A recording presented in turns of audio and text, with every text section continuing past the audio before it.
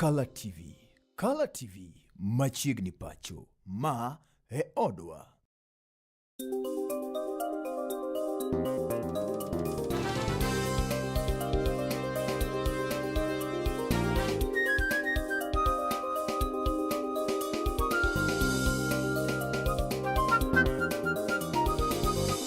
Ineno Color TV.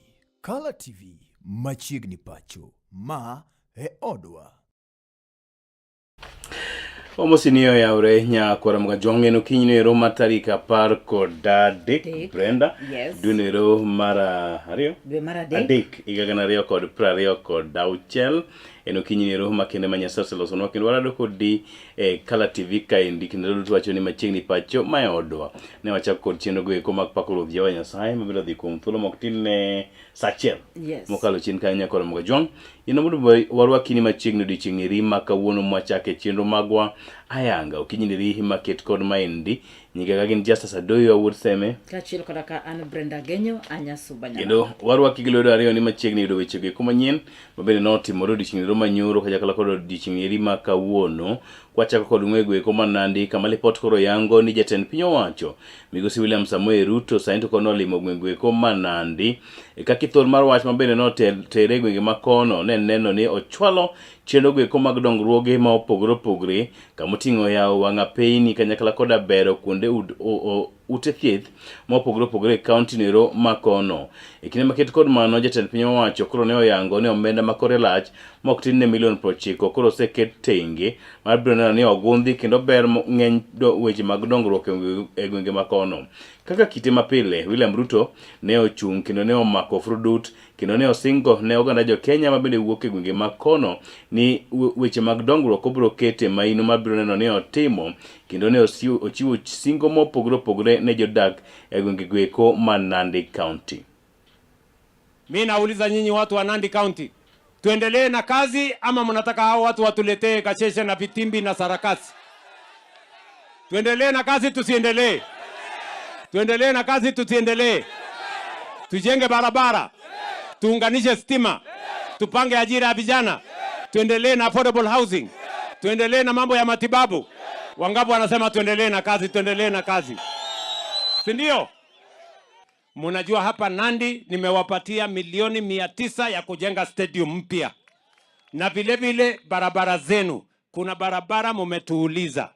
Na nimewapatia pesa shilingi bilioni 5 ya kwanza ya kutengeneza hizo barabara.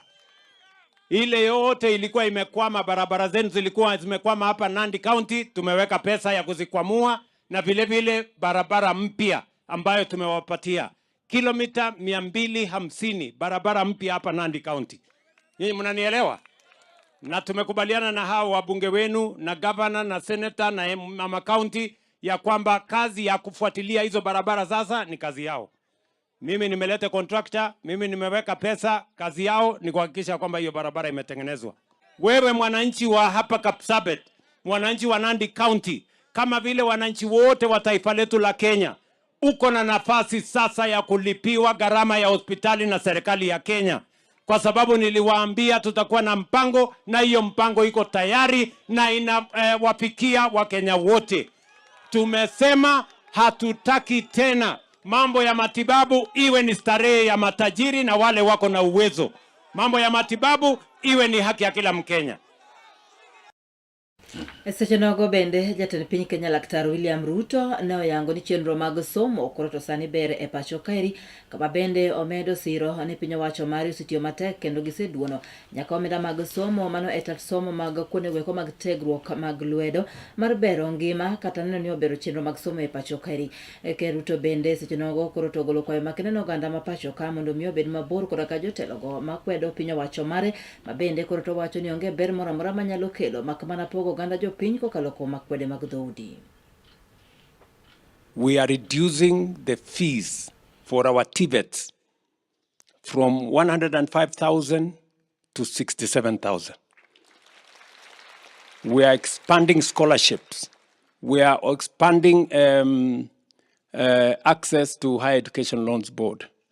And I'm happy that the Chair of Education is here so that you can meticulously look at the funding for our education, because in the scheme of things, the education of the people of Kenya, the empowerment of our human capital is the single most important assignment we have as citizens and as a government.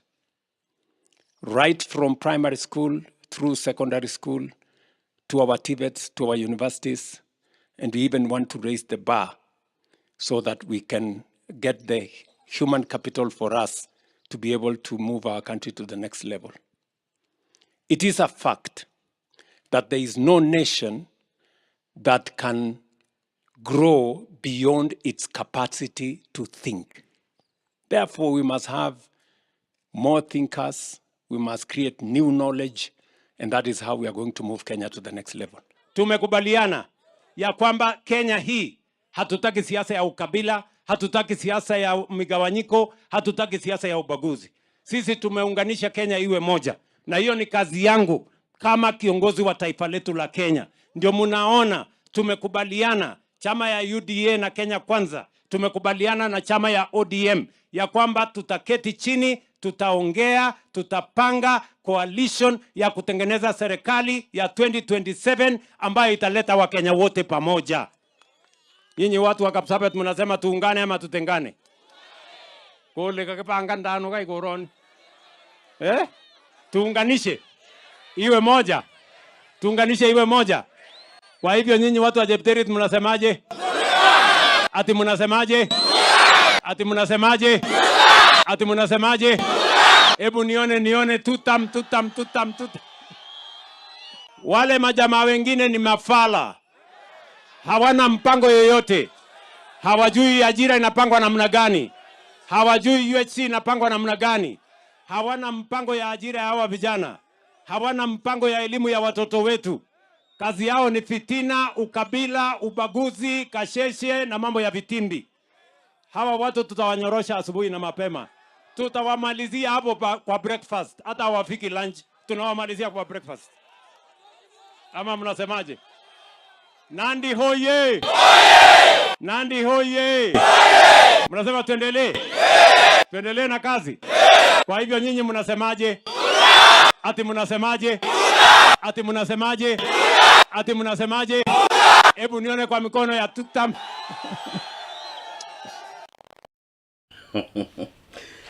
Giwacho ni tutam. Yes. Yini wacho na? Hauna maoni. Tunaona hapo mbele. Nyakoro mgojan kama chielo bende report koro yango ni do mapacho kaendi koro chungo kuom kinde paro moro mabende yandi ogol koda duol ma neno ni ji obedo maber apaya National Transport and Safety Authority mano NTSA ma yande koro owuok oko kendo wacho ni gibro go fai machiel kachiel joketho goeko mag chike mag apaya nyeto mag mabende remo nyamburko e pacho kaendi ka otelnegi kod okil kamaloka Danson Nomari kanyakla koda migao moro mabende luongore ni sheria mtaani saito koro girie thochgi kendo ne gichomo do kendo ne gikwayo ni do mapacho kaendi ogol chik mabiro neno ni NTSA koro kogo oganda goeko fwai e apaya kaka yande gisechako kendo yande gichano. Omari kane mino bura maket kod mano ne olero ne jang'ad buche ni NTSA ok ni chik mapacho kaendi ok omiyo jukumu kata ting'ero mar go jogoeko ma joketho fwai pacho kaendi mangima. I'm Tani Nashata Komboi as a litigation lawyer in that organization.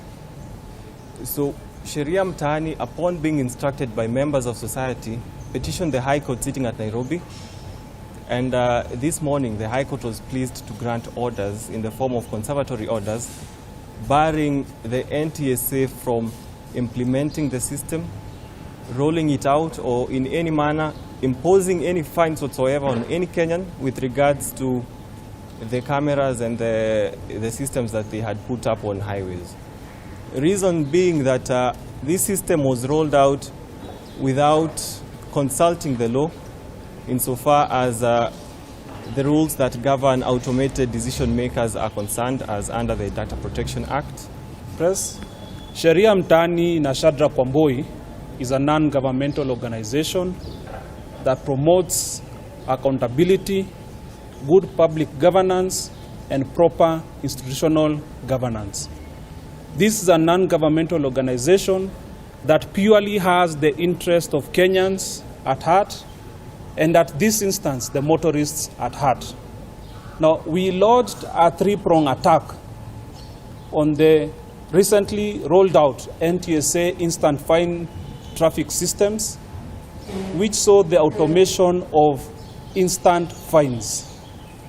The first ambit, or the first umbrella in which we lodged this petition under, was Article 50 of the Constitution, which demands that every person has the right to a fair hearing and fair administrative action.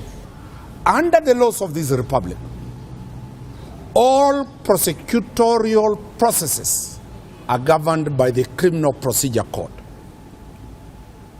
The Criminal Procedure Code and the Constitution of Kenya mandates only the judiciary to impose fines. NTSA is an arm of the executive power of the state. The state cannot, through NTSA, impose fines. That is making the judiciary lose its mandate under the 2010 Constitution. Free. The mandate to prosecute anybody who has committed a traffic offense is a mandate of the Director of Public Prosecution under Article 157. Duol mochung'ne kedo koda mibadhi e pacho kaeri, the Ethics Anti-Corruption Commission EACC koro to yango ni mibadhi omedore malich mokalo e counties wa. Duol no golo kwayo makende ne governors ma pacho kaeri mondo miyo nona ne wechego mag mibadhi kachiel koda kalal mar omenda ma koro to dhi nyime e counties ma pacho kaeri. E seche nogo to governor ma county no ma Homa Bay mano Mikael Gladys Wanga oyango ni gisechako tiyo koda ka yor lony manyasani e solo osuru mar neno ni gigeng'one kata girakore koda ka mibadhi madhi nyime pacho ka. Services, even drugs, without parting with anything.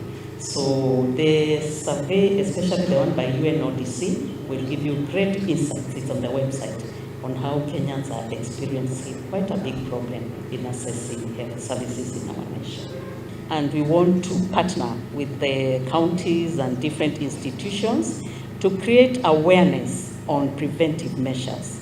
Today, we have come to launch CPCs, which is a Corruption Prevention Committee. And as the governor has said, at the county level, the chair is the accounting officer, who is the governor, and the members are the CEC members. And we hope in this journey, this is the 8th county we are going to this season. We have been to 7 others. Last year we went to 6 others. And we hope one time to go to all the counties so that they establish strong preventive mechanisms among themselves. EACC cannot prevent corruption alone. We work together with our partners. We are at Homa Bay County to establish CECs. And after that, that is Corruption Prevention Committees. After that, we will train relevant members of staff in the counties so that they streamline prevention at the county level. Issues on how to effectively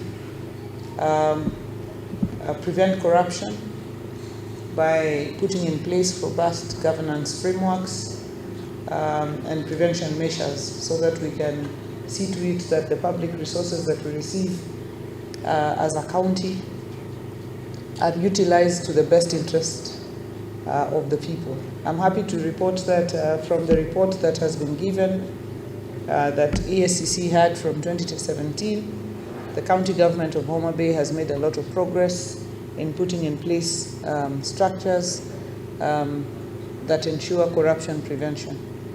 We now have a fully fledged audit committee. We have ensured digitization of our revenue systems to prevent corruption.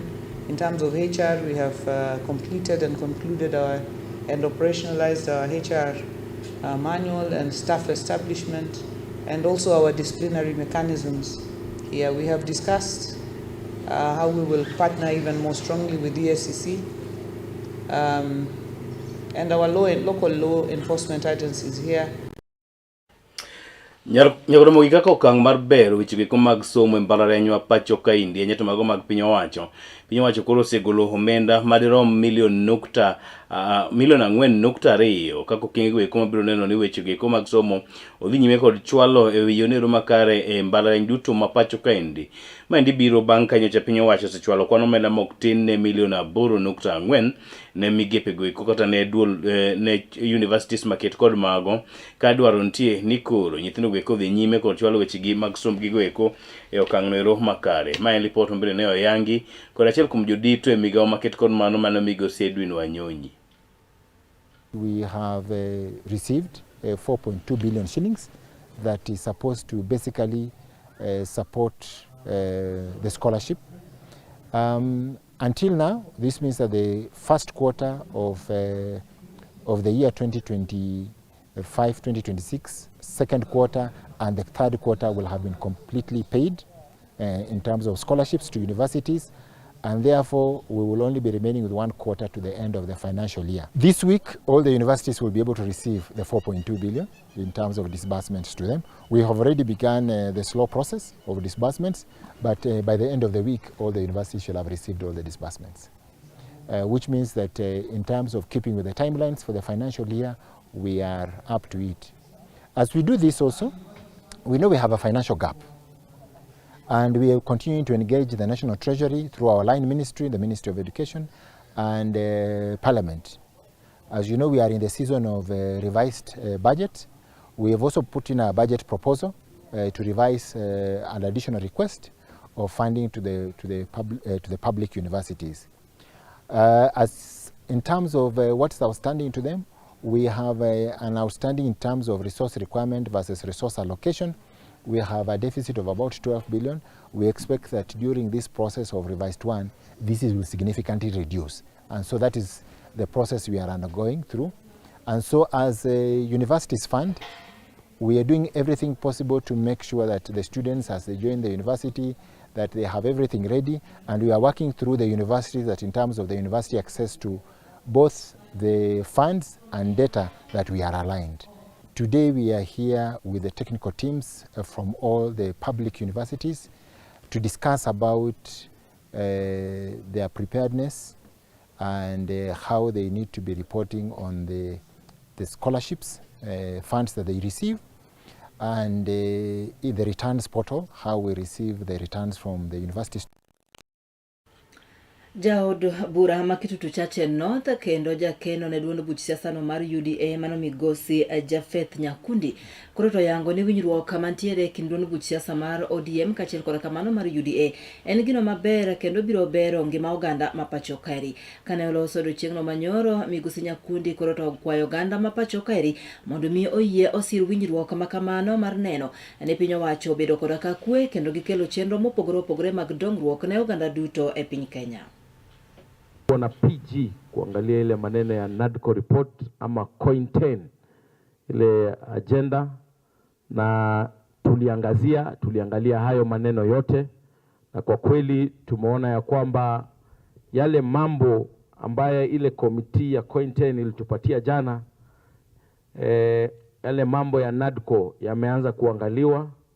Mojawapo yale mambo ambayo yalikuwa naangaliwa ni maneno ya IEBC commissioners, na wale IEBC commissioners wameingia kazi, na vile mmeona already wameanza kufanya kazi. Kumekuwa na by elections kadhaa, kumekuwa na by elections juzi tulikuwa Isiolo, tumekuwa na by election Banisa, tumekuwa na by election Malava, tumekuwa na by election kule Mbere, tumekuwa na MCAs, na hizo by elections zote broad based imeshinda. Na hii ya juzi ambaye UDA ndio ilikuwa nayo, UDA ilishinda viti zote. So broad based imekuwa ikishinda hizi viti zote. So maneno mengi ambayo ya compensation ya wale ambayo walipata ajali ama wengine walikufa katika zile riots ambazo zimekuwa zikifanyika, kama vile komiti ilisema, tumeweka pesa katika bunge bilioni 2 ili wale waadhiriwa waweze kupata pesa zao, waweze kulipwa stipend kidogo, ili waweze pia wao kujisaidia, kwa sababu kuna watu ambao walifariki, kuna wengine waliumia. So Kazi inaendelea, na hii NADCO report sio kitu ambacho utaweza kufanya na siku moja. Ni kitu ambacho kitachukua muda, kwa sababu kama ni ile maneno ya kuangazia na kuhakikisha ya kwamba everybody is involved. Tumehakikisha kwamba ODM imeingia, kina Mbadi wako pale, kina Upio Wandai wako pale, kina Uluga wako pale. Tumehakikisha tumejumuisha kila mtu katika hiyo maneno ya kuhakikisha kwamba Kenya imeenda mbele.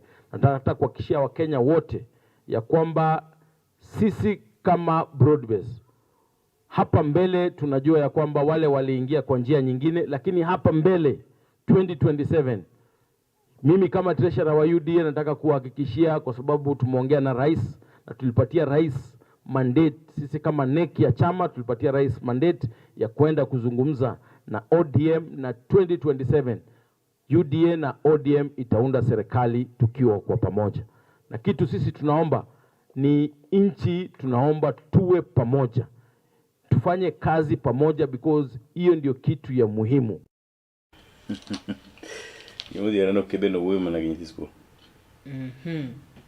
Maybe jakamere moko golo na the audience maber. Nikech no ka nyithi skul mamba neno tiwacho ne gi mambo na NADCO. Watch me, we watch but we don't judge. Yes. Kuma chelo bende nyakoro mga juang lipot koro yango ni migepe mopogore opogore sani koro wuok oko mar kwedo malich mokalo moko monjo bende osebed kitimo ne kuonde ohala mopogore opogore e pacho kaendi. Ibro paro ni bomni ma Kisumu magawan moro mabende mitudo kod telo moro e pacho kaendi mano migosi Nyakerera yandi omonj koda kweth jo njore pacho kaendi kendo ne oketh mwandu mopogore opogore ka jotich moko bende yandi oyudo hinyruok. Thuolo machok bang' mano bende manen achiel kuom jogoro e duond buch siasa mar Jubilee pacho kaendi mano migosi Rafael Tuju bende omonj kuondegi mag ohala kendo ne jomonjgo eko oketho mwandu mopogore opogore. Wach mabende sani koro chuno migepego eko mondo mi owuog oko kendo ogo dhogi piny kotenore koda monj maket kod mago. Wuoro kabisa kwa yudo ni hotel moro ma noger gi Lake Basin malo wi got kacha nyocha jonjore odhi kuro motoyo mtokni moturo dhoudi moriembo welo manobiro kanyo. Mano gima kawa gi wuoro kendo gima wakondemo kwadwa timo kamano ni timore Kisumu. Kisumu en kama lony, Kisumu en kama otelne gi profesa ma ok dwa her ni gima kamano timore. Ma wacho ni sirkal ma national ni mondo gineni obila gi jogi kacheche gi mondo dwar jonjorego mondo terie court mondo court ong'e gima miyo gitimo gima kamano. Nikech mano dhi buogo johala, to ok wahero ni gik makamago timore ni johala, obed ka kata obed Nairobi. Nikech Nairobi bende waneno ka jomoko nyodhi magawa mar miluongo ni Dari mar jachung' machon ma Rarieda kendo waziri Rafael Tuju ma nyogi ketho gik moko kanyo ma kata Tuju nyo penjo jogo to utimore nadi, to polis be nyone kanyo. Koro mago gik mabuogowa, to nikech higa mabiro wadhi e yiero, to kaka wadhi e yiero ni ok wadwa ni wadhi e yiero ka nitie hooliganism, ka nitie jonjore ma timo gik magihero kamoro amora sa asaya magihero. Piny gi moneno kaka ne oula malich omuomo monego jowa, moketho gige jowa, wan wachung' ne johala. Sama flood so dhi mor okaw gik moko mane ng'ato waro, samoro ikaw gi gowi to pi okaw motero te. Kori leo makata kaka ibiro chulo loan tek. Akwayo ni ka nitie kony ne joma ne pi odaro kata ma pi oketho gigegi, to mondo sirikal mamalo kod sirikal mapiny mar kaunti ong'i ane joma noyudo chandruok machalo kamano. Duond buch siasa mar Jubilee kokalo kuom telo mar duond buch siasa no koro to yango ni gisetimo ikruok duto manyalore mano motelo ne yiero ma adundo mabende koro to gibago mar biro timo e kuonde mopogore opogore pacho kaeri. Duond buch siasa no koro to yango ni yiero makamano gin kora ka geno ni biro timore man thuolo maonge kora ka ng'ikruok moro amora, ka bende gikwayo jogo mochung' e laro kombe mopogore opogore mondo miyo bi oneni otimo mana kampen se yono mamuol ma ogikelo koko moro amora. So I'd like to encourage our aspirants to prepare themselves for the elections of 2027. We shall do proper, transparent, and fair nominations, and we shall ensure that we support all our aspirants up to the ballot box. Because if there is a Kenyan constituency that we should actually sympathize with, is the Murwadikir. And people have not yet felt the damage, the loss of it's so devastating to those people. And I believe they are like orphans, but you'll see all the vultures going there pretending they love them. Yet they are taking their land, they are doing all the damages. They didn't love him when he was alive, but I think also all the people who have been trying to finish him were the ones who are crying louder than the bereaved family. So we shall decide that at the appropriate time, but definitely as the alternative government, we shall definitely ensure that the Murwadikiri people get the right leader. Of course, we might not get the caliber of Ngano, but we'll get somebody close to. Jagoro mogi kopogore koda weche go mag yiero mag duond busiasa go mag UDA pacho kaendi mokom jopuonj sent koro wuok oko kendo kwayo piny owacho mondo mi orew gi lwedo e lweny mar kedo kod yedhe mamero ji e kind ojende pacho kaendi. Ripot koro yango ni thoth ojende pacho kaendi pondo kendo liwore kendo tiyo arietha kod yedhe go mamero ji e pacho kaendi, ahinya to nyithindo go ma bende ikgi nie skul kata ikgi oyienegi bet e skunde mopogore opogore e pacho ka.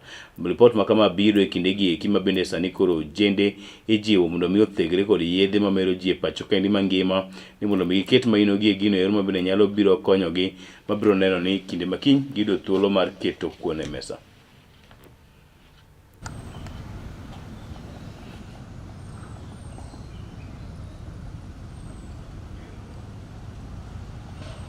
Naitwa Frederick Ochieng, mzaliwa wa Siaya County, mkazi wa kule Marsabit County.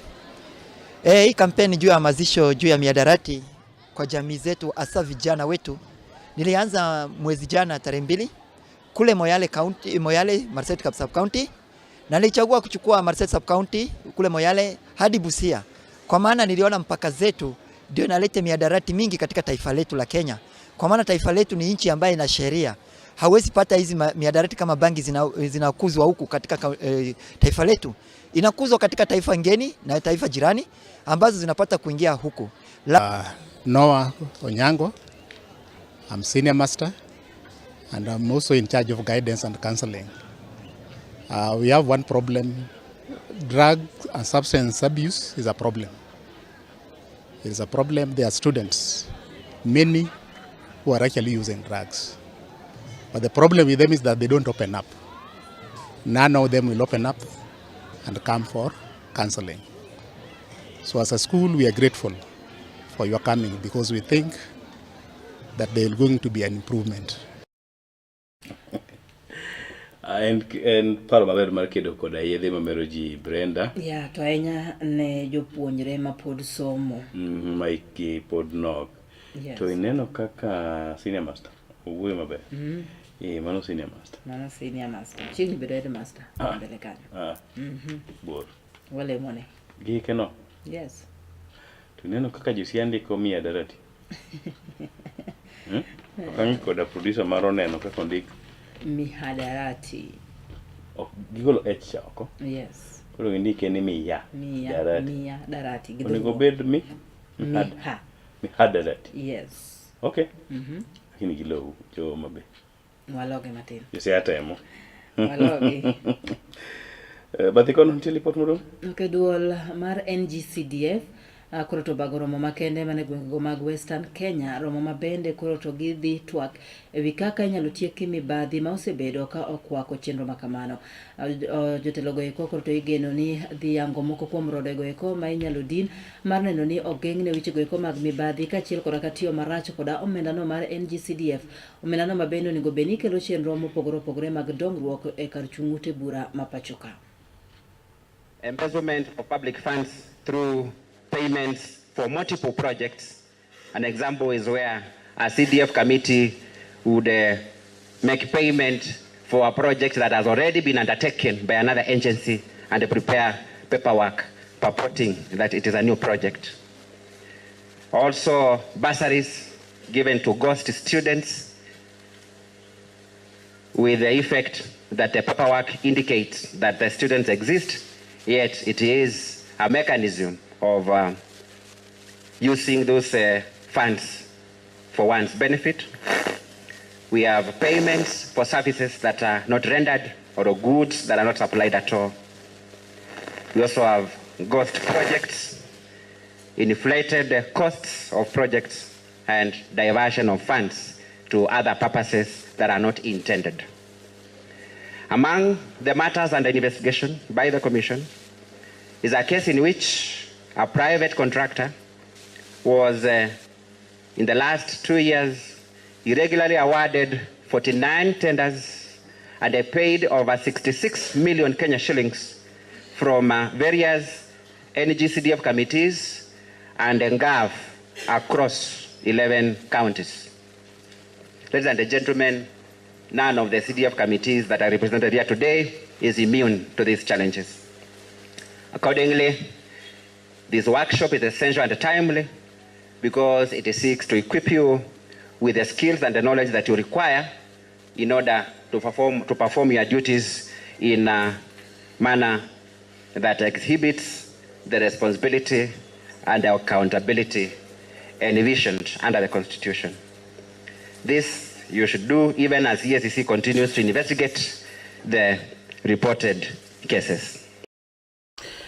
Jagoro Mbogi kwatiko weche manyien Okinyi ni market kod Manyien ni jalup jatend piny owacho pacho kae ni mano migosi Abraham Kithure Kindiki koro ne oriwre koda jotuke go mamoko e piem nero mano mar nyamburko kata safari rally gwenge kuma Naivasha igani Erika bende chino market kod mano ne oyawa yanga kini geno ni en chino nero mabende bro dhi nyime piem gwenge mag safari rally osebedo ka ywayo johera mag safari rally mopogore pacho kaendi kendo seneno ka weche gwenge mag yuto kata ala odhi nyime gwenge kuma kono kendo kelo osuru mabup ne sirikal neri mar piny Kenya.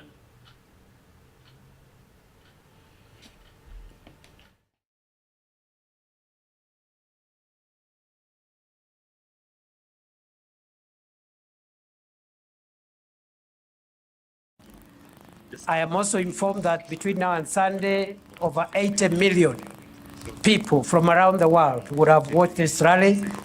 This is the greatest rally in the world. It is a rally like no other, very challenging. There is no other place on earth where you can get a combination of tough terrain, wild animals, rain, and hospitable people all put together.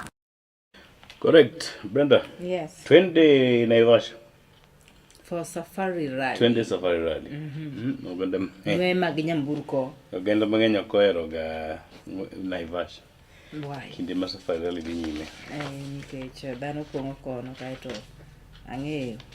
Achiel ariyo adek moko nyalo timore. Ng'ato ni nyadeni nyalo lal. Nyapo ka owi nono. Why?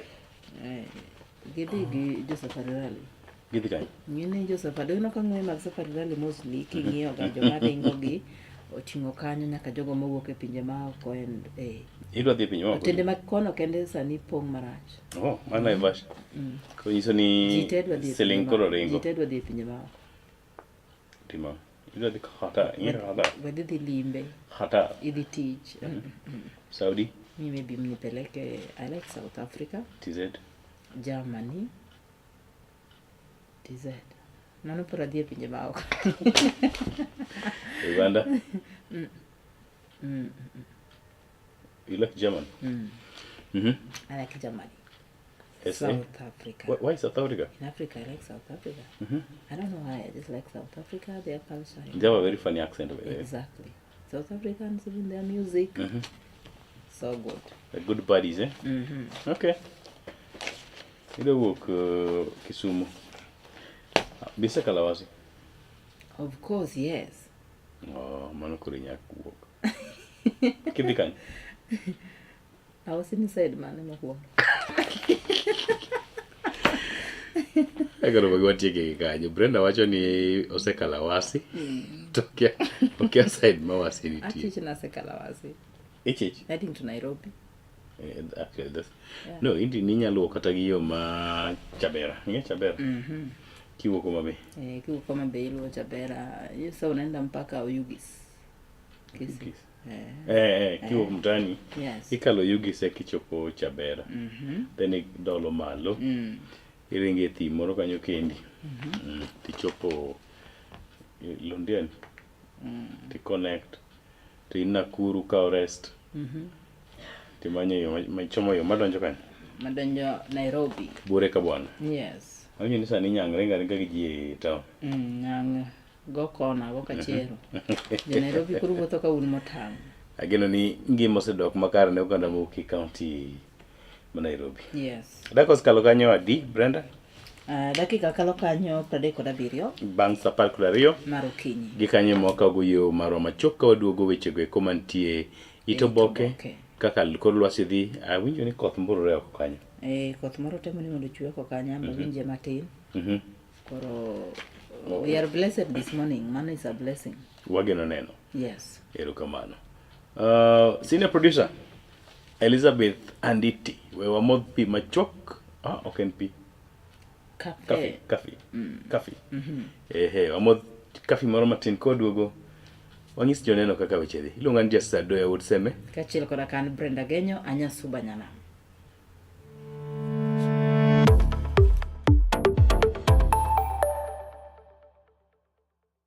Get ready to elevate your business and any other commercials when you advertise with us. We are not just a channel.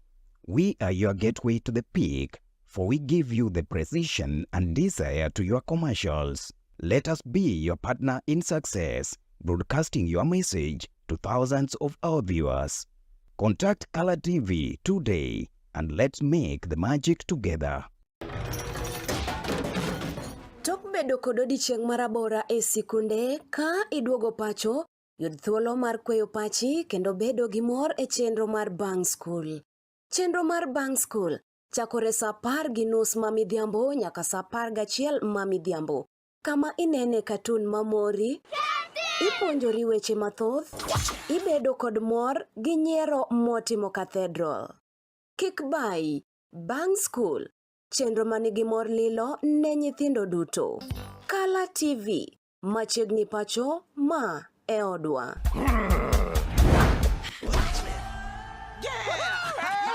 I've fallen and I can't get up.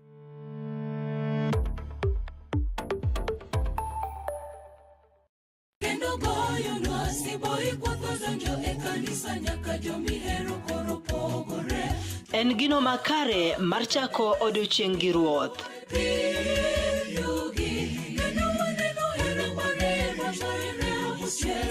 Ka igwedhori gi wendego mag pak masudi machiegni gi ruodhi.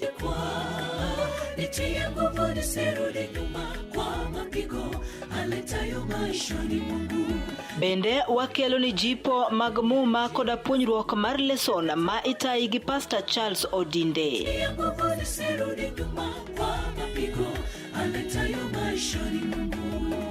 Riuri koda an Brenda Agenyo nyasuba nyanam e chenro mar sabato maler ngeso ka ngeso chakre sa 12 mar okinyi nyaka sa 3 okinyi to mana e wang' jowi mar Color TV nikech ma e odwa.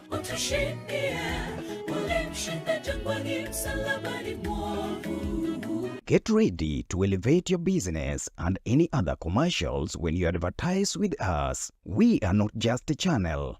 We are your gateway to the peak, for we give you the precision and desire to your commercials. Let us be your partner in success, broadcasting your message to thousands of our viewers. Contact Color TV today and let's make the magic together. Tok bedo kod odiochieng' marabora e sikunde ka iduogo pacho, yud thuolo mar kweyo pachi kendo bedo gi mor e chenro mar Bang School. Chenro mar Bang School chakore sa 10:30 mamidhiambo nyaka sa 11 mamidhiambo. Kama inene katun mamori, ipuonjori weche mathoth, ibedo kod mor gi nyiero motimo Cathedral. Kik bai, Bang School, chenro manigi mor lilo ne nyithindo duto. Color TV, machiegni pacho ma e odwa.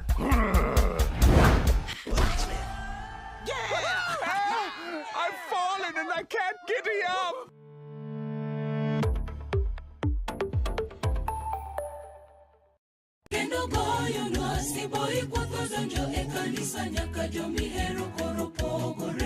En gino makare mar chako odiochieng' gi ruoth.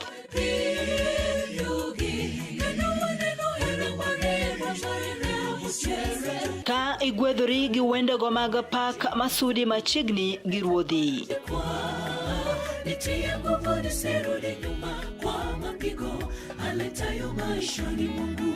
Bende wakelo ni jipo mag muma koda puonjruok mar leson ma itayi gi Pastor Charles Odinde.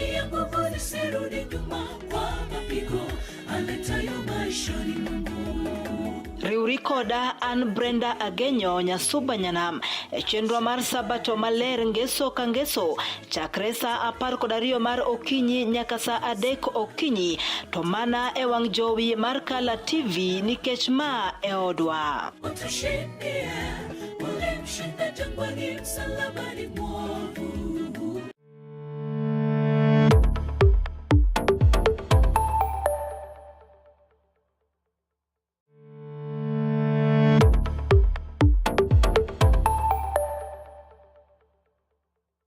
Get ready to elevate your business and any other commercials when you advertise with us. We are not just a channel. We are your gateway to the peak, for we give you the precision and desire to your commercials. Let us be your partner in success, broadcasting your message to thousands of our viewers. Contact Color TV today and let's make the magic together. Tok bedo kod odiochieng' marabora e sikunde ka iduogo pacho, yud thuolo mar kweyo pachi kendo bedo gi mor e chenro mar Bang School. Chenro mar Bang School chakore sa 10:30 mamidhiambo nyaka sa 11 mamidhiambo. Kama inene katun mamori, ipuonjori weche mathoth, ibedo kod mor gi nyiero motimo Cathedral. Kik bai, Bang School, chenro manigi mor lilo ne nyithindo duto. Kala TV, machiegni pacho ma e odwa.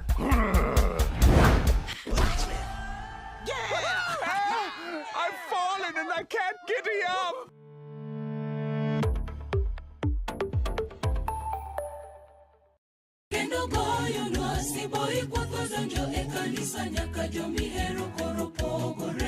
En gino makare mar chako odiochieng' gi ruoth.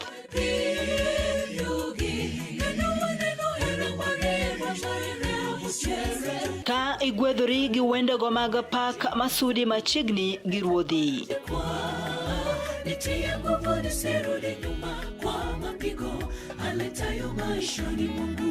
Bende wakelo ni jipo mag muma koda puonjruok mar leson ma itayi gi Pastor Charles Odinde.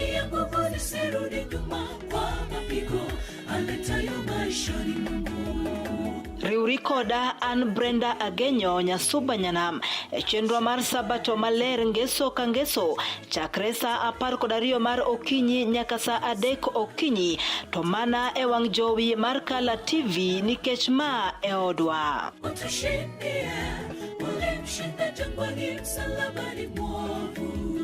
Get ready to elevate your business and any other commercials when you advertise with us. We are not just a channel.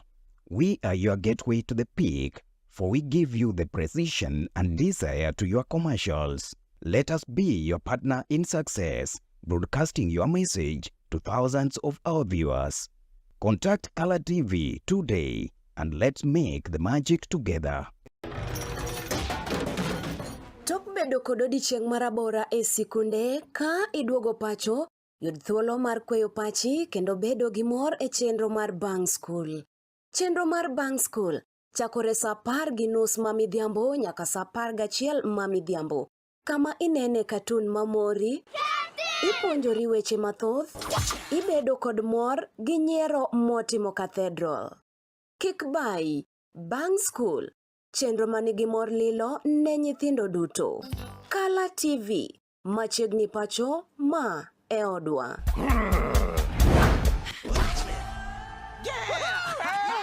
I've fallen and I can't get up.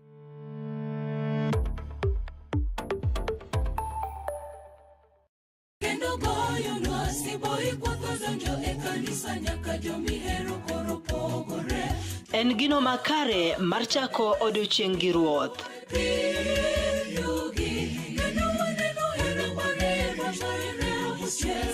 Ka igwedhori gi wendego mag pak masudi machiegni gi ruodhi.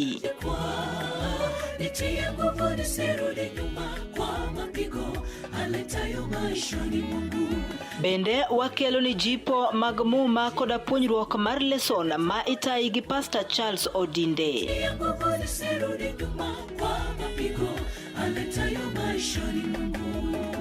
Riuri koda an Brenda Agenyo Nyasuba Nyanam e chenro mar sabato maler ngeso ka ngeso chakre sa 12 mar okinyi nyaka sa 3 okinyi to mana e wang jowi mar Kala TV nikech ma e odwa.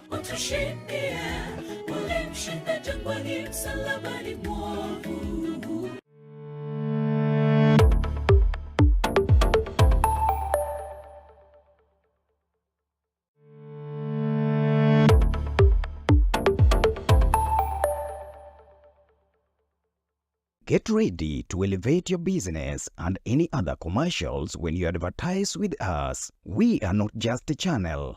We are your gateway to the peak, for we give you the precision and desire to your commercials. Let us be your partner in success, broadcasting your message to thousands of our viewers. Contact Color TV today and let's make the magic together. Tok bedo kod odiochieng' marabora e sikunde ka iduogo pacho, yud thuolo mar kweyo pachi kendo bedo gi mor e chenro mar Bang School. Chenro mar Bang School chakore sa 10:30 mamidhiambo nyaka sa 11 mamidhiambo. Kama inene katun mamori, ipuonjori weche mathoth, ibedo kod mor gi nyiero motimo Cathedral. Kik bai, Bang School, chenro manigi mor lilo ne nyithindo duto. Kala TV, machiegni pacho ma e odwa.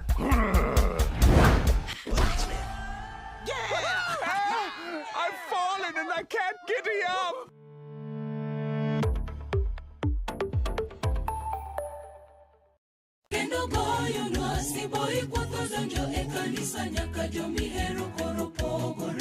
En gino makare mar chako odiochieng' gi ruoth.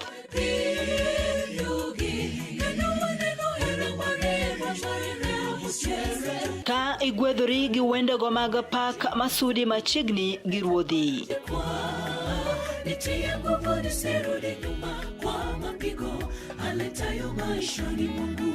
Bende wakelo ni jipo mag muma koda puonjruok mar leson ma itayi gi Pastor Charles Odinde.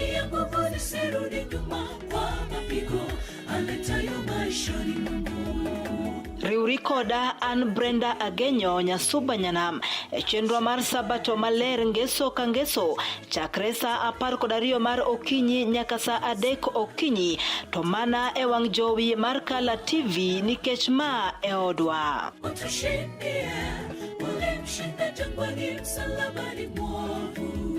Get ready to elevate your business and any other commercials when you advertise with us. We are not just a channel. We are your gateway to the peak, for we give you the precision and desire to your commercials. Let us be your partner in success, broadcasting your message to thousands of our viewers. Contact Color TV today and let's make the magic together. Tok bedo kod odiochieng' marabora e sikunde ka iduogo pacho, yud thuolo mar kweyo pachi kendo bedo gi mor e chenro mar Bang School. Chenro mar Bang School chakore sa 10:30 mamidhiambo nyaka sa 11 mamidhiambo. Kama inene katun mamori, ipuonjori weche mathoth, ibedo kod mor gi nyiero motimo Cathedral. Kik bai, Bang School, chenro manigi mor lilo ne nyithindo duto. Kala TV, machiegni pacho ma e odwa.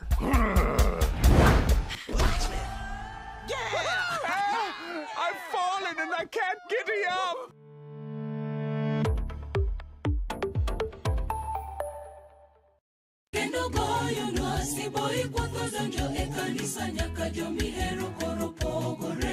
En gino makare mar chako odiochieng' gi ruoth.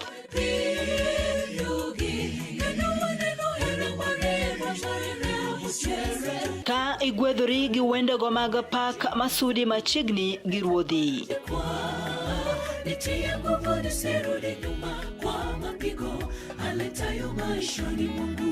Bende wakelo ni jipo mag muma koda puonjruok mar leson ma itayi gi Pastor Charles Odinde.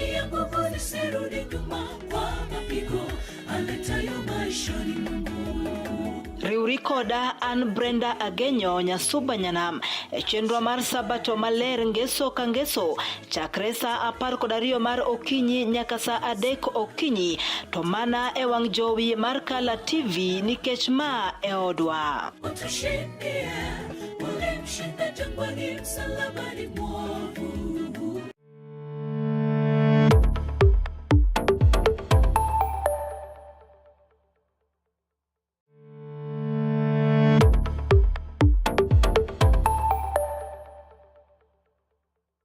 Get ready to elevate your business and any other commercials when you advertise with us. We are not just a channel.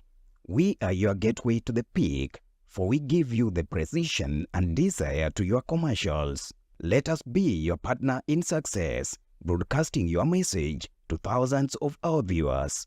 Contact Color TV today and let's make the magic together. Tok bedo kod odiochieng' marabora e sikunde ka iduogo pacho, yud thuolo mar kweyo pachi kendo bedo gi mor e chenro mar Bang School. Chenro mar Bang School chakore sa 10:30 mamidhiambo nyaka sa 11 mamidhiambo. Kama inene katun mamori, ipuonjori weche mathoth, ibedo kod mor gi nyiero motimo Cathedral. Kik bai, Bang School chenro manigi mor lilo ne nyithindo duto. Kala TV, machiegni pacho ma e odwa.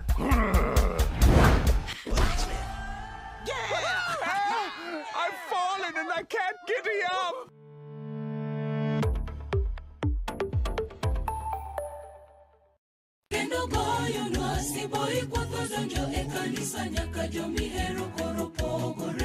En gino makare mar chako odiochieng' gi ruoth.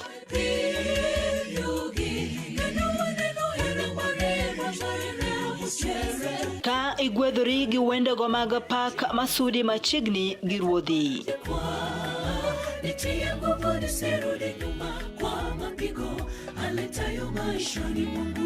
Bende wakelo ni jipo mag muma koda puonjruok mar leson ma itayi gi Pastor Charles Odinde.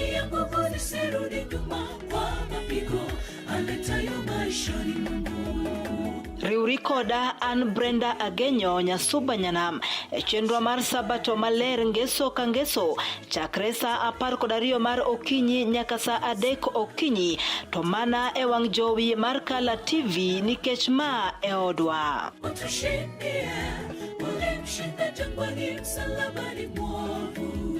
Get ready to elevate your business and any other commercials when you advertise with us. We are not just a channel. We are your gateway to the peak, for we give you the precision and desire to your commercials. Let us be your partner in success, broadcasting your message to thousands of our viewers. Contact Color TV today and let's make the magic together. Tok bedo kod odiochieng' marabora e sikunde ka iduogo pacho, yud thuolo mar kweyo pachi kendo bedo gi mor e chenro mar Bang School. Chenro mar Bang School chakore sa 10:30 mamidhiambo nyaka sa 11 mamidhiambo. Kama inene katun mamori, ipuonjori weche mathoth, ibedo kod mor gi nyiero motimo Cathedral. Kik bai, Bang School chenro manigi mor lilo ne nyithindo duto. Kala TV, machiegni pacho ma e odwa.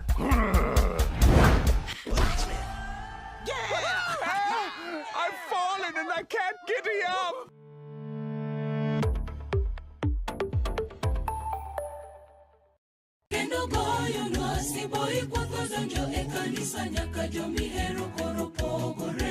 En gino makare mar chako odiochieng' gi ruoth.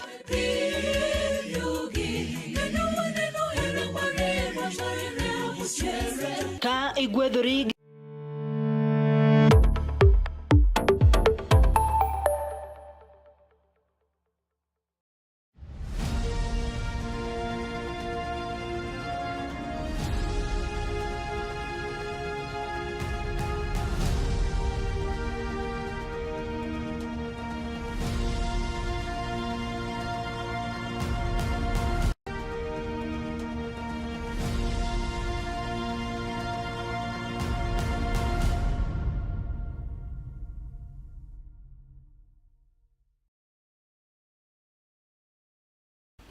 Machiegni kendo nyakwara Mogajwanga telo ni eri mar ariyo kanyo ma en kanyo deko sekalo kanyo dung deka dik to romo saa 1 mar kinyi makawuono. Nyikore Mogajwanga geno nuru maber, good morning kamoro moro muntie. Ucheo nade? Wambaje. County ma Kisumu, Homa Bay, Migori. Ucheo nade? Wageno nuru maber kata kamano Homa Bay nigi tabu. Gwenge kuma Kobala, gwenge kuma Gosodo, sani koro pitero Uganda. Yes. Kisumu County benitie gwenge maluoro nitie ni pi nyalo chako chapo oganda. Wakwayo ni wuogi kendo bed kuond ma obedo rest moting'ore gi malo. Kuond mobedo rest. Jokobala Osodo. Yes. Etie nam kanyo nyaka gweng nitie kama mabe pitere ga ji mwalo kocha. Mwalo yo sindo mwalo. Sindo mwalo okwacho ni sindo mwalo, wacho ni sindo mwalo. Sindo okinyal bungo nyinge mokimedo mwalo. Nyakimedi. Eti iwa mwalo no mondo obed mwalo. Sindo mwalo. Anyalo pro box mang'eny barabara uno. Actually emanti. Emanyalo survive barabara. Anyway, yo iloso. Dunyo wacho ni sandi kore en mana nywe. Omenda ni Homa Bay. En mamoa. Omi wakwayo ni kamoro moro buntie kubed kutang kendo river Nyamasare be pontie. Yes. Aero be pontie. Iluongo na river Nyando. Bende pontie nyakoro Mogajwanga. Ubed kutang kikuninda balabal. Gi speed masani koth chwe godi. Ochwe gotieno ma serious kendo matek kabisa. Exactly. Na nyochi wacho no kanyo ni river Nyamasare Oya Nandi. To koth chwe kocha to kao days. 3 days koko chopo. Koro nyiso ni jo Nyamasare kauno kichio maber okuro mogo ula. To gi koth mochwe ja samoro no chwe Nandi. Oningo beni gisechako ikore. Gima rach ni ochopo ga gotieno. Yes. Kakoro ji ayulo se kwanyo. Kipoko ochopo. Ipoka nyathi iluongi ni mama. Maji wameingia. Tiyo donjo. Awinje kora. En wach malit kamano ko bendo se gol ne sirikande ni kagiye to giwuog oko gibed kod gimiluongo ni response team. Yes. Manyalo konyo Uganda kapo ni midhiero maket kod mago nyalo kwakogi. Yes. Kamoting'o chiwo negi chiemo, chiwo negi gige nindo. Aneno ka kaunti ma Nairobi notim kamano nyoro, nitiere joma nochiw negi kanyo kony mopogore opogore. Exactly. Jogo mancha oulo daro. Koro jot skunde mopogore opogore. Yes. Then chiw negi nyaka gik ma ginyalo umrego, nede, nyaka yedhe magayo kute makelo tuo mar malaria. Yes. Mano gima nyaka ng'e nikech ngima oganda is a responsibility of the national government. Yes, neno ne oganda obedo kod ngima maber en tij piny owacho mamalo. Brenda, okebe moro mane Oboke yecho pesa cha. In gi lipode. Edo koro to wacho ni okoningo beno biro detained. Okoningo beni make. Itwe. Ikete iye. Obedo detained. Ikete iye. Moro che wacho make.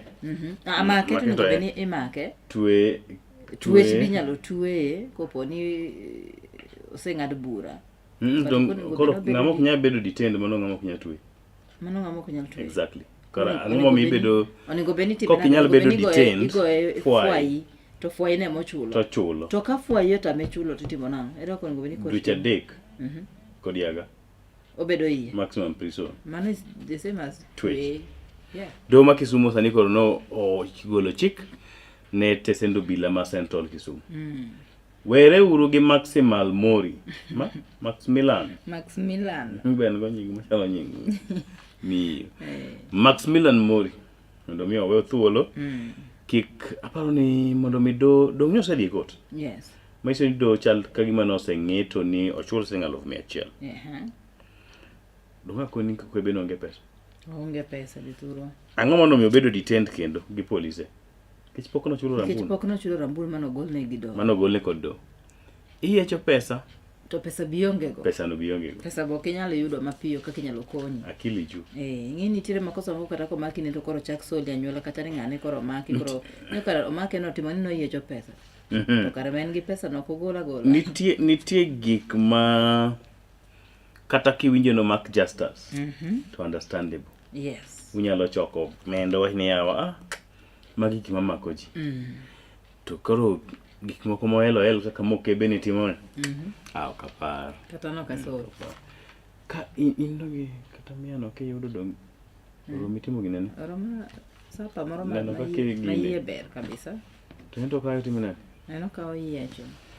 Oloso content. Bro ni mondo unene unu kede. Mondo unene. En go menda. Onge da kolo gola 100,000. 100,000 kende mano bene tin kata. 100,000? Ngamo chayo pesa maje cha pesa 100,000 tin. Anya miye 200. Inya miye 200. Okay. Without blinking my eyes. Konya gi pesa na poka yecho pesa.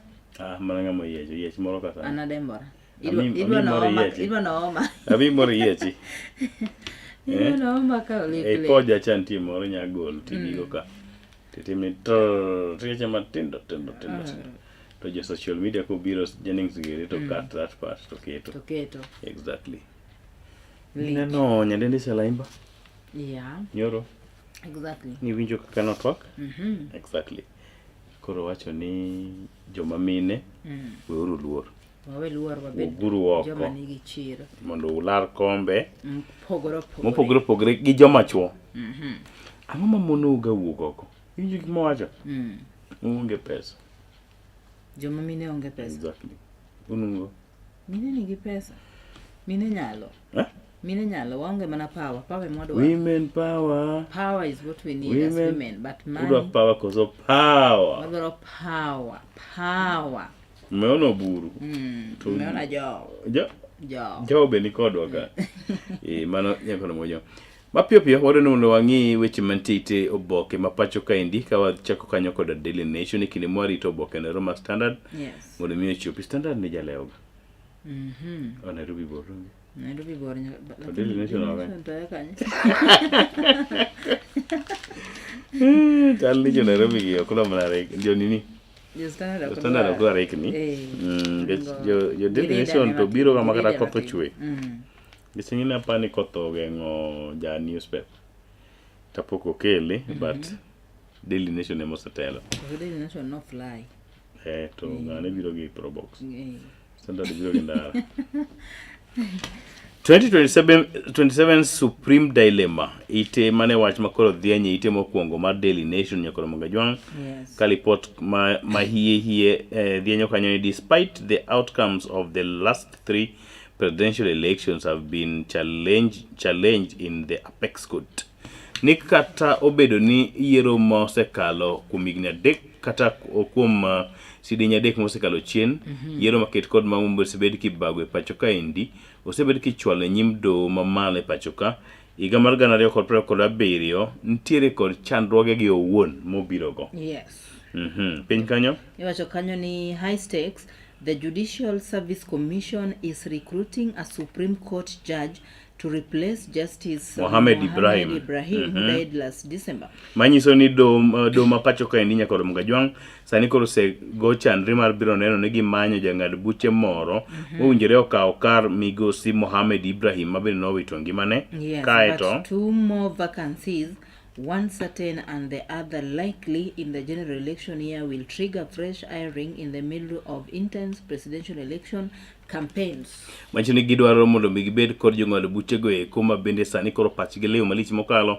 Kantie thuolo mamoko mabende sani koro pod odong' thuolo ka idwaro ni mondo piny owacho kata do judiciary kata do mapacho kaendi oneni fuok maket kod mago din motelo ne yiero mapacho ka mondo kaponi nyalo bedo wedea moko mag yiero to ne kaka inyalo losi. Actually, Justice Njoki Ndugu, this one, number 2 from your... The lady, yeah. The lady. Mheshimiwa Honorable Njoki Ndugu.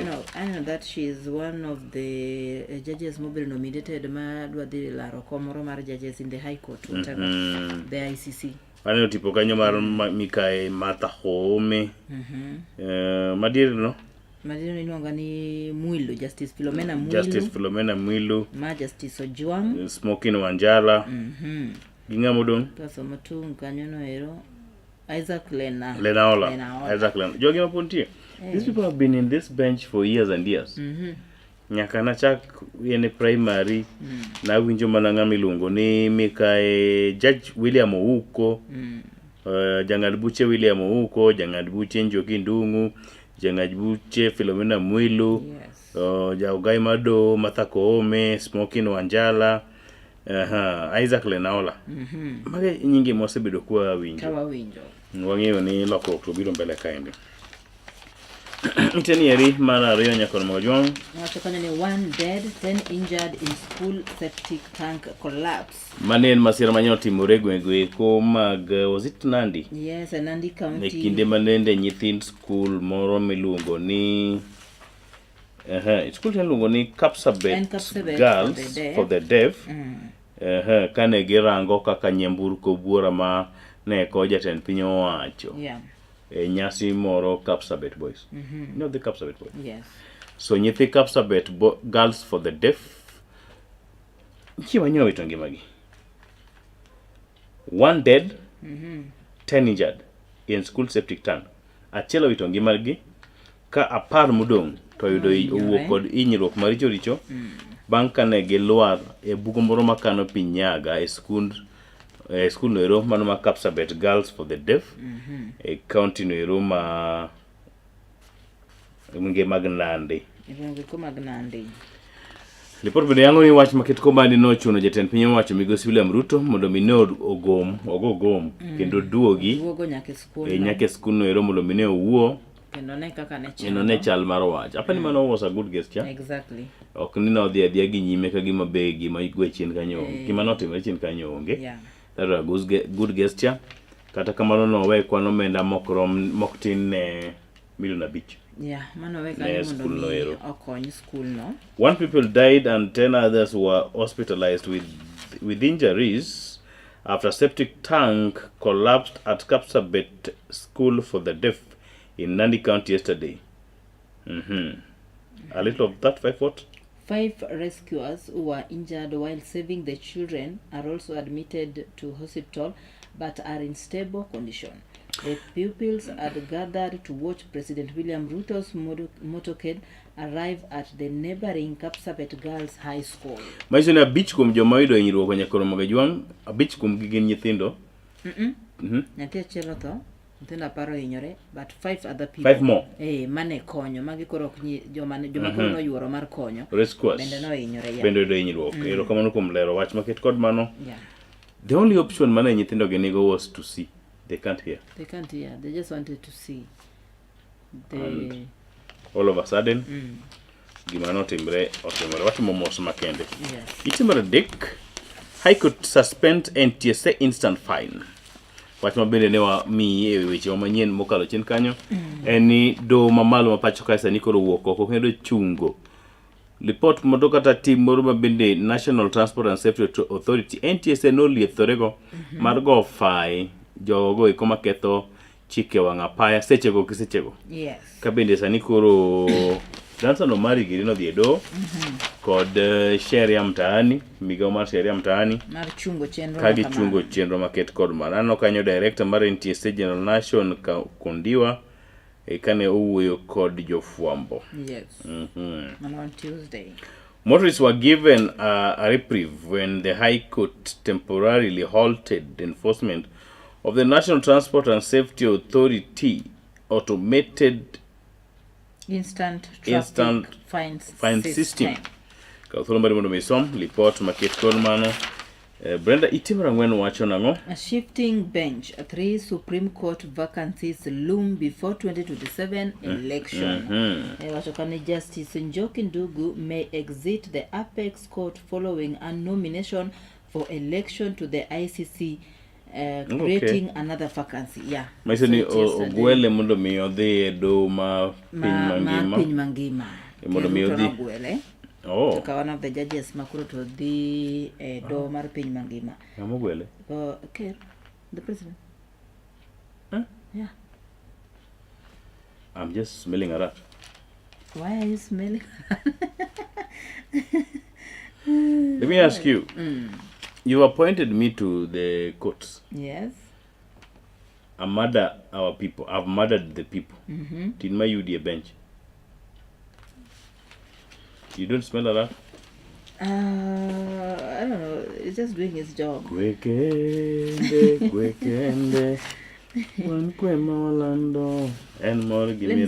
Kenya's nominated him. The whole country, but it was the president who nominated her. On behalf of Kenyans. On behalf of Kenyans. But Gimachanda, apparently, still the president would still have a hand. Exactly. And kaka jatend piny owacho jatend piny owacho sani komi tich moingo mitimo kala ka sani. Yes. What in the in kata in charge of communication office of the president? Do you go in mana yes sir? Yes sir. Yes sir. Yes sir. Kikombe no dwar piny nano? Yes, Pole, yes sir. Okange kodo bu paro kaka paro no ganda jo Kenya. But I think it's good for Kenya to also have one of our own. It's good, yes. In the international court. Aya, report market code mano lak nyaka ite mara bich. Kantiene mana lendo mopogore kanyo ite mara ochel. President defies austerity pledge, forms new agencies. A little ahead, control of budget wacho nang. Despite publicly pursuing austerity measures that included scrapping more than 40 state corporations, the government created 6 additional state departments through an executive order during the first 6 months of the 2025-26 financial year.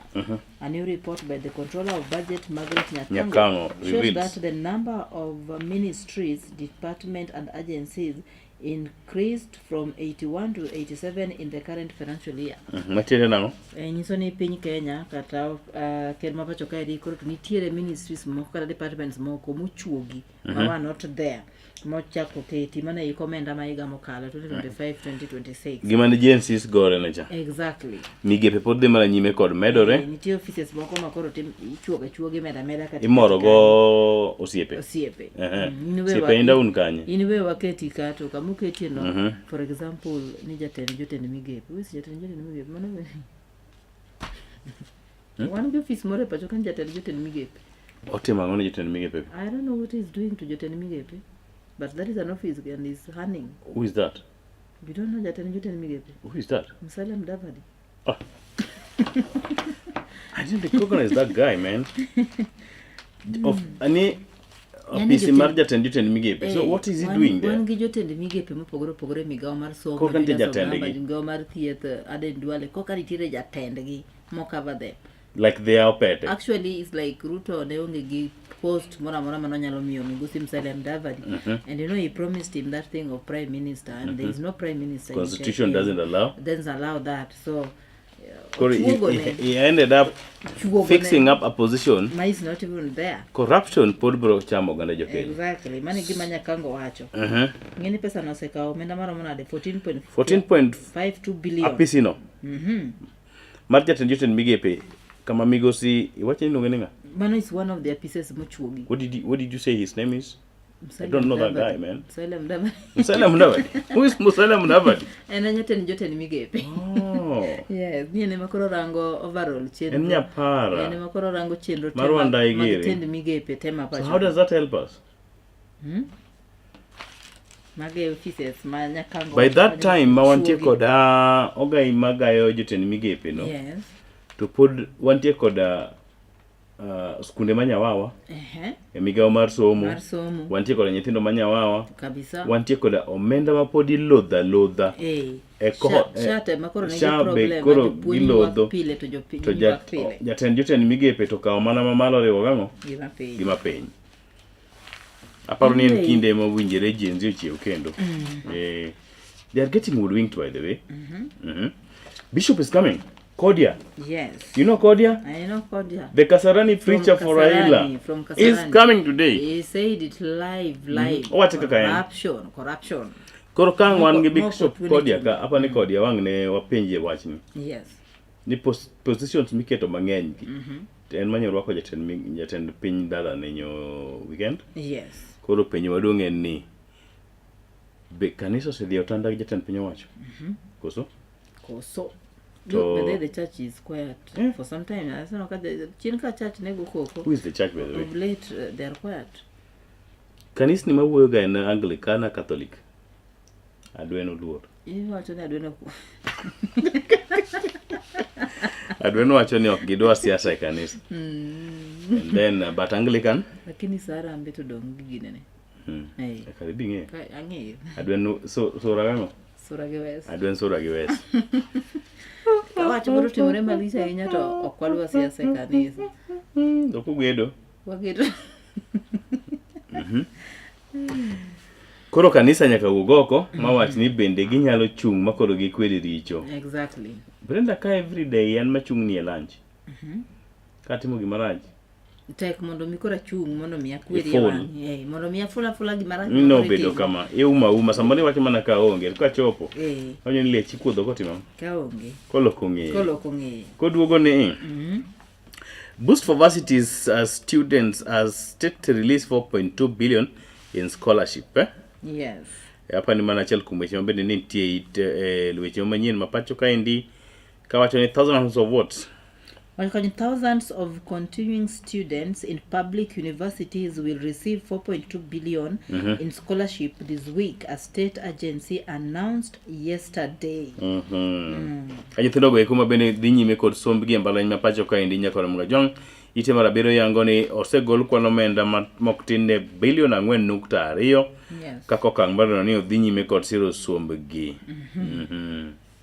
But the Kenyan Nodons now protest PSC retirement age structure. Lecturers in public universities have protested a plan by the Public Service Commission on a new retirement age for dons and researchers.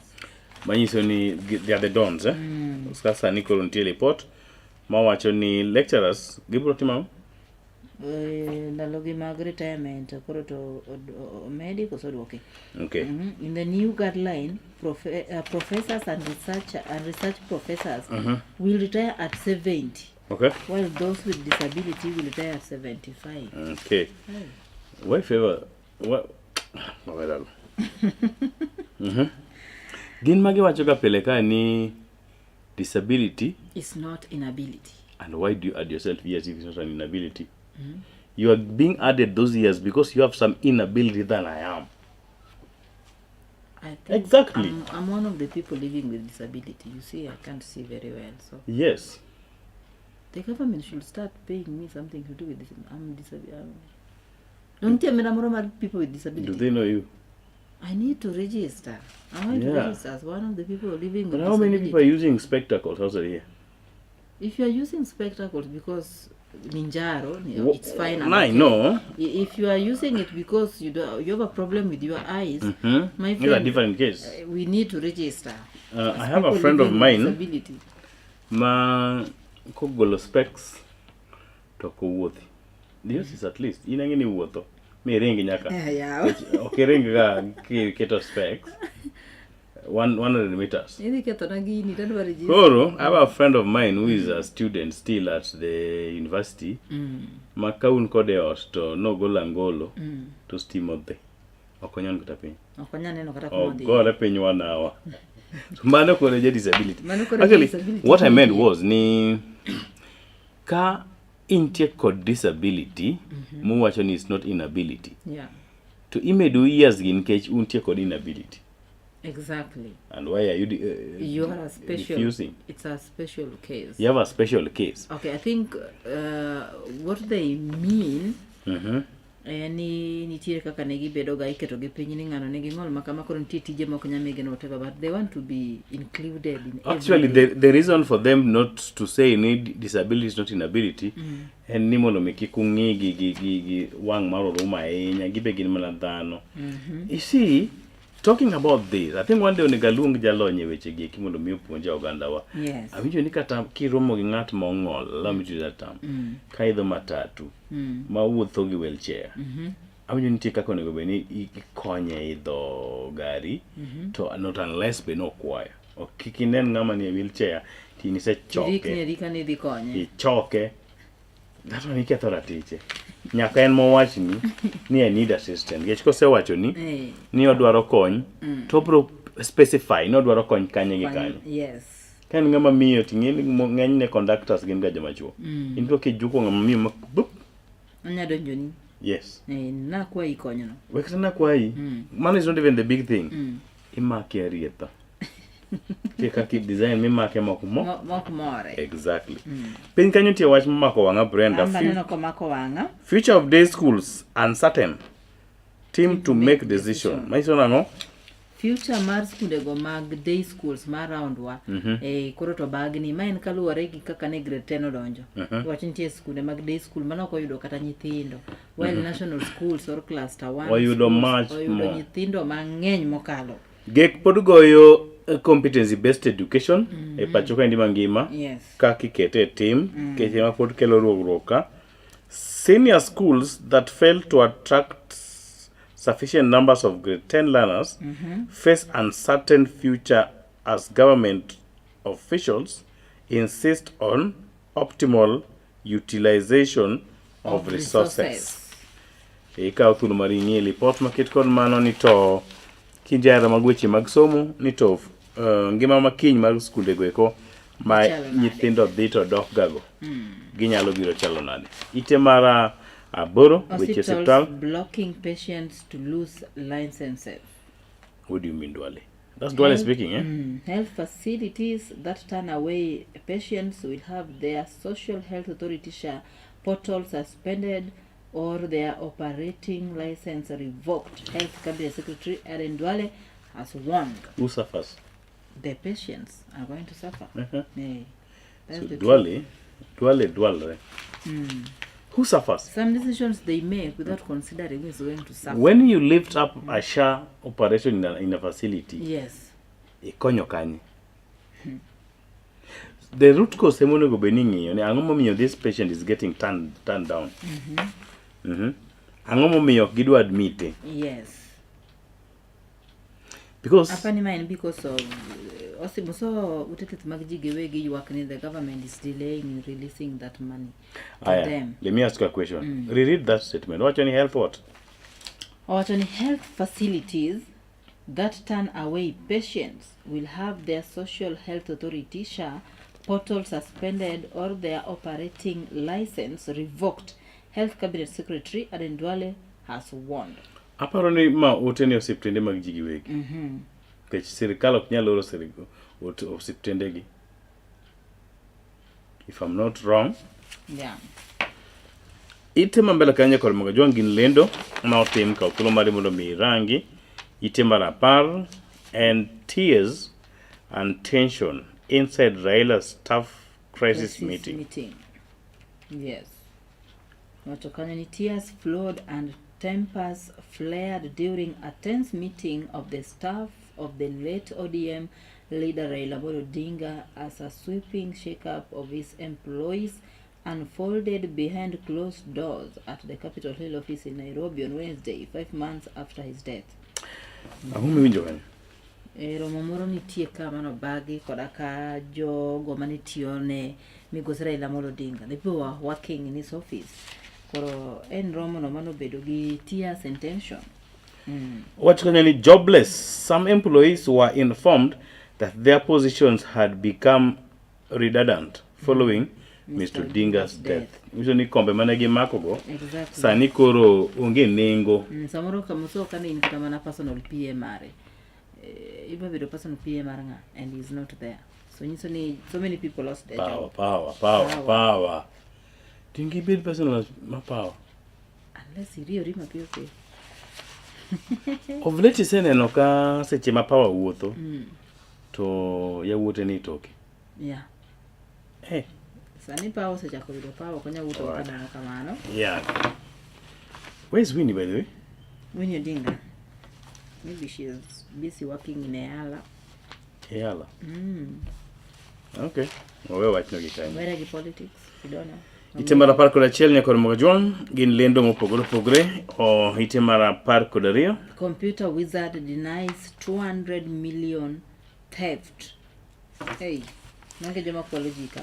A man believed to be a member of a cybercrime syndicate who police say was found with 2 passports and 8 national identification cards had been charged with stealing 200 million from a company and a financial institution. Mr. Albert Komen, Kipng'etchem, alias Jonathan Kiptum. Hey, nyinge manyingen Albert Komen Kipchem. Lakini nyinge maro ledhi mimagoji pesa en Jonathan Kiptum Barmasai. Hey, Barmasai. who is also implicated in cybercrime, will remain in custody until March 17th, when the court determines his bond application. Yes. He will be held at Capitol Hill Police Station in Nairobi. Okebe no ket kanyo ID number ne, higa monyuole, national identification en ja Kenya, employer wuodo kong'e. Koro nyaka ibed motang' nikech jogi kimosomo kompyuta nyalo gwenyiga ka samoro okitang'. So mano iti mar 12, iti mar 13 lendo mopogore opogore motim kod kembe. Dhi nyaka iti mar 14. Yes. Aneno Mikae Susan Manyien, Principal Secretary, State Department for Small Business, Micro, Small Businesses. Ina manyo business kanyo kane. Okay. Whichever it is, whatever it is. Ite mara 15. One gay opinions, but Jundiko Gipajo Somo. Awachakana Nairobi's real crisis is not flooding but leadership. Manopache. Nelson Amenya. No kaya wuoyo golo pachi kanyo ko thuolo mari mondo mirang lipota inano ero. Odhi nyaka ite mar 16 eka nitie goro mar cartoon. Yes. Nitie dhiang' kanyo moketne tunge kata wang'e en kamera mar NTSA. To toke kanyo nitie kaka iriembo nyamburko at 80 km per hour. 50 km per hour. 110 km per hour. Then nitie tope kanyo minyiethogo. Make instant directive within the law. Then in court. Yes. Court wuok gi ng'wech. Koting'o mes. Court dhi. Macho ni court okudwa weche gik. Oloko ng'ene. Tidwa nyiedhi. Exactly. Idwa nyiedhi chien ka seriously court okoro oloko ng'ene. To ndope boseket ka. Ng'iyo mana ni 80 km per hour. 50 km per hour tinyiedhi. 110 km per hour tinyiedhi.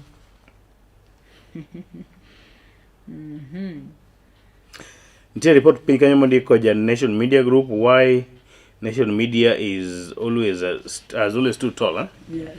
Ite mar 17 pach somo kod pach jondiko la kanyo kantiere barupe manondik higni makamanene. You did the yesterday one or myself? Yes, I did the yesterday one. Kantie kanyo ite mar 10 tarik 13 dwe mar adek higa gana achiel mia ochiko kod 91. Former Vice President Jaramogi Oginga Odinga tries to register the National Democratic Party but receives a rejection moment after he presented his application papers. Registrar General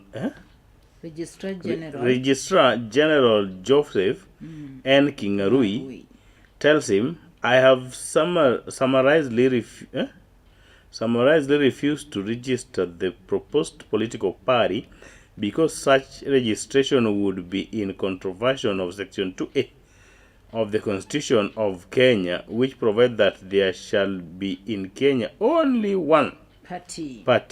The Kenya Africa Union. KANU. Twenty no better registered nadi. It was the only party. By that time, Kenyans were allowed. Okay, there was no multi-party. It was only one party. And then later there was a repeal of that section. Parties mamoko ochaktiyo. Lendo chakra chakanya kono moja ngite mara par kolo chieko nyaka 20. Dia kanyo ka son Oboke mabalang tie kanyo kono mogajwang.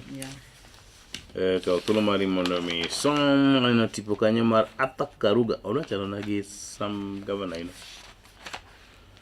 Okay. Ode nyime nyaka mbele kanyo. Oboke na Europa den mana mabalang. Neno weche mopogore opogore nitie kanyo. Tuke mag punda bendo ket kanyo. Jogo mohero betting. Weche go koma go punda nitie ka.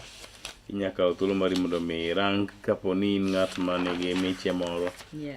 Idwa wito. Oboke mabalang odhi adhiya. Aneno tipo kanyo mar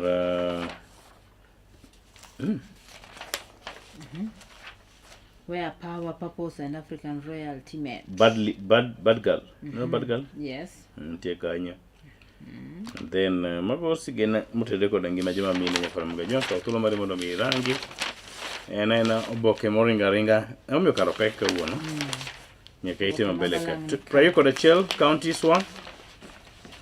Counties wa Baringo pledges do little to quench thirst for parched villagers. villagers.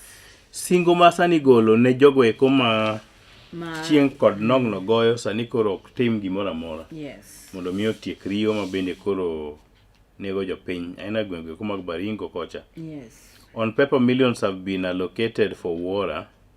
On the ground, the reality is different. Andike to se wache malich mokalo lakini koro keto tim. Keto bilion adi wadhi loso godo kama to koro keto tim maonge. Police storm local town in gun crackdown. Quite of that. A quite Sunday morning in Kalemegorok in Aro sub-county, Turkana County. Stands when officers from the Special Operation Group arrived in armored vehicles and land cruisers, ordering residents to gather for an impromptu public baraza. Witnesses said residents heading to church, tending shops, or going about their homes were forced to attend the meeting. Some claimed those who hesitated were beaten. Exactly. Obilanyi sini loka in podi wakinadi lemo. Lemo nani? At the gathering, officers read out names of suspected illegal gun owners, including politicians, government officials, retired officers, and influential community members. Coronation tokoni kwa nyinge konangu. Yonge wakili. Yonge lawyer. EACC, Health Departments most corrupt in counties. Yes. Manuta yego. Health Department Belkanye koro mga en bath oboke mabalang moro chakre ka kendo dia nyime. Nyaka ite mar prayo kod beach, prayo kod dauchel. Ite mar prayo kod dauchel. Por wadhi nyime kanyo gi mago mag counties. Anakano Joe Deputy President bid splits coast leaders. Dwaro mar migosi Ali Hassan Joe mondo mi obed jalup jatend piny owacho higa makiny. Chal ka gima kelo hoho moro maroka ko baro jotelo gi kuma bende wuok e kadho nam chumbi kocha. Yes. Governor B loses legal push to stop manifesto copyright investigation. Gidono kwal okopgi. Itemar kanyo Trans Nzoia risk losing 75.7 million loans secured by radios and TVs. Trans Nzoia County risk losing 75.7 million issued as loans to youth and women, but secured only by household items such as radios and television sets. Sets. Not organizations. Itemar prayo kod abiro gin weche gi kuma biro timre pinje maoko ka thuolo mari mondo mi yud weche maket kod mano. Egyptians feel ripple effect of Iran conflict. Ebro somo tigo konya kod mga jwangiche mar prayo kod boke mabala prayo kod aboro lendo prayo kod ochiko weche mag ohala. Nation Media Group share gain to 28.3% in 2 days after news of stake sale. Yes. M-Pesa trader takes 62% of Nairobi Boursa stock order. Ite mambele kanyo mar Pradek and Lendo. Ite mar Pradek kod achiel kaka omenda ringe wa Nairobi kimo kod pinje maoko. Ite mar Pradek kod ariyo agaja mbele kod kwano. Pradek kod adek. Lendo motim kod ute fwambo. Pradek kod ang'wen. Lendo magwe lige kuma tindo. Modhi nyaka ite mar Pradek kod abich. Oringo nyaka ite mar Pradek kod auchiel. Ya ogwero magoro lalgo Mama Sipora Achieng' Ong'ech nyara Pele. The cottage will leave Bondo Mortuary on 13th today at 1 p.m. for a burial at home in Ogam Village, Nyamonye sub-location, North Yimbo location, Yimbo Eastward, Bondo sub-county, Siaya County. 2 p.m. Osakome. Gina kanyo. Professor Patrick Ochieng Digolo. Wednesday. Yes. Still bado ni Siaya. Pod gin gi jo Siaya. St. Peter's Ulaf, Siaya County. Siaya. Burial will take place at his home in Ulaf, Siaya on Friday. Mago yawa magoro lagano kanyo burial Awuoro Jowi. Makuru ni machiegni kabisa. Ahero ka. The cottage leaves Nightingale Hospital Milimani. Mana to kwa Kisumu on 20 on mkufi yule mwana bata. Tuanona kwa. Tuakudo mkufi. The cottage leaves Nightingale Hospital Milimani, Kisumu on 20th mwezi wa tatu at 1 p.m. There will be a church service and mass at Ahero Catholic Church in Ahero town at 15 p.m. Manoso Cheko. Burial will be on 21st March 26th at home in Bolo, Upper Kadianga, West Nyakach, Kisumu County. Yes. So, kuno mari molo mi som jo anniversary bentini seo. Itema bel kanyo gin weche go mag tuke. Opembe leading Kisumu youngster from the front. So this Opembe, Opembe ni ought to have taken a photo with a jersey. Why didn't he take a photo? Youngster captain Bramwell Opembe during an interview with the Nation Sport in Kisumu on Tuesday. Watu Kisumu adia. Opembe ni nune gulu waki jersey. Kapulu mwari mwari non weche mag Opembe. Yes. And then itemara pra deko dochiko. Queries remained as FKF got players with Kenyan roots. Kautulo mari mono mingili pode maket kod mano ite mar pradek gini ngwech go komano yawo kod amigosi Abraham Kithure Kindiki. Yes. Weche mag piem mag Safari Rally ntiere kanyo. Kautulo mari mono non. Ekanti ite moro mabalang manyiso kaka mwandu iuso duke wa mapacho kaendi. Ikaw thuolo mari kendo inono kata irango ni to dhi bedo kodi machalo nade. Gikanyo emwacho pogo. Let's shop something. No way. Yuko sawa? I'm fine. I'm Yuko okay. safi barida? You're as cool as... I'm as cool as soda baridi in the morning. Yes. I don't take it. You don't take soda baridi? Oh, you don't take soda in I don't take sodas. Very soon I'll also join you. But for now, acha tunikunywe kasoda kambili tu. Vuka huko. Then I will see what to do. Kambili? Two bottles? I'm only remaining with 2 bottles. So I don't know who's going to buy me those 2 bottles. Oh. Then after that, I'll see. You'll stop. You'll see. You're still seeing. I'll see. And so many foods I don't take. Yes. French fries, no. Irish potato. Yes. A little of it, not much. You know, Irish potato. Do you take chapatis? Once a month. My best. Once I love a month. Chapatis. I love chapatis. I don't do white bread also. You do the brown one. And I'm not sure Korean really brown. I don't know. Yeah, the brown bread. That's how they call it. It's brown. Oh, the brown bread. No mancha ikala marngano mapoko ochunge kale sieving and processes mang'eny. Mapenjo enia. Ngano tena na ngano makawaida. To brown ni ogolo gani? I don't know, it's mixed with maybe sorghum and something, you know. Nothing. Aya, let me ask you another question. Brown chapati. Yes. Gigolo gani? Simepikwa na brown ngano. Where is that brown ngano? In your shell.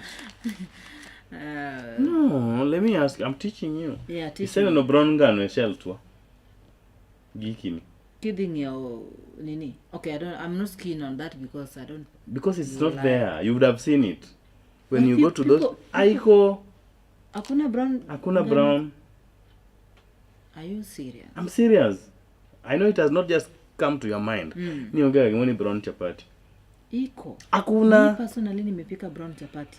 How did you do that? Just it was on last month. I was staying with someone who doesn't take white chapatis. They had a brown whatever. They take the nini. For example, kidi kunmeti mekataring. Gika kama goma kawaida. Then gimedo gi. Gimogoma white. Where gimogoma brown onge. It's mogoma brown and bell. Yes. Yes. That's the best one. Koro gimedo gi gimikete chani lona. Maybe chocolate.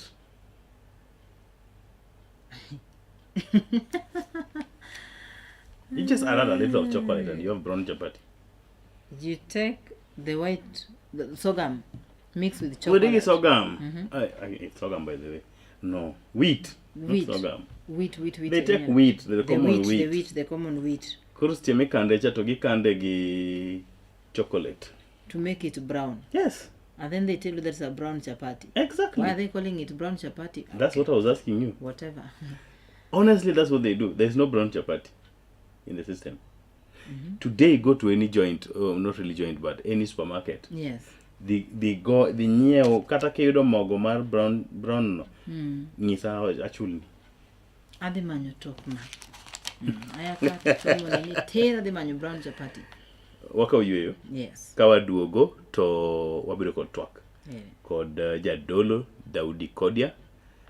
Right Reverend David Kodia. Jadolo mar kanisa mar Anglican. Badi ne Roma Bond. Lungan just Sadoyo. Kachil koda kan Brenda Agenyo. Machini pacho ma odwa.